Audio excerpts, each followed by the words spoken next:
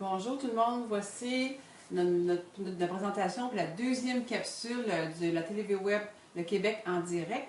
On va parler de différentes formes de noix pour faire des laits. On va voir tantôt comment ça fonctionne, de préparer justement simplement avec de l'eau et des différentes formes de noix, comment on peut faire des laits pour boire, pour consommer avec nos céréales ou avec nos préparations. Bon appétit! Maintenant, on vient l'appuyer sur sa base et on le fait tourner. Fait que c'est pas vraiment compliqué. Puis on va y aller par petites sessions. On ne montre pas pendant 5 minutes pour que ça tourne. On va y aller par petites sections pour pas que ça réchauffe trop les grains. Peu importe le grain qu'on met à l'intérieur, que ce soit un lait de céréales qu'on peut faire avec du sarrasin germé ou du quinoa trempé germé, ou quand on va travailler le sans gluten, on va travailler comme ça. Il y a des gens qui vont se faire des laits de seigle germés ou toutes les autres céréales sur le marché. On dit que quand c'est germé, il y a beaucoup moins de gluten dans les céréales à gluten.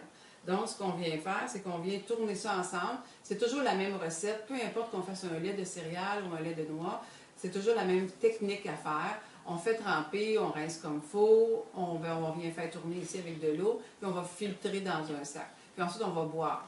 Maintenant, les résidus de ces fibres-là de noix dans les laits, on peut les conserver, puis on peut même les congeler, qui se gardent facilement quelques heures, mais je ne le ferai pas pour la journée.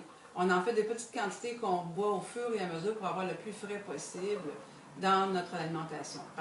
Parce que là, on le met en mode transformé, rappelez-vous, on le met en mode oxydation. Donc, on va graduellement. Fait que ce qu'on a dit, on peut autre chose, puis on va les tourner ensemble, puis on va faire une vinaigrette maison à base de gras fraîchement rendu vivant avec notre trempage. Puis on fait des petites quantités à la fois. Le désavantage, c'est qu'il faudra toujours recommencer à chaque jour, mais c'est rapide quand on prend la méthode de faire les choses. On n'en fera pas des gallons d'avance, c'est pas comme faire des conserves à l'automne puis qu'on fait 40 pots maçons de confiture ou de pêche ou peu importe. Ce n'est pas la même façon, la dynamique.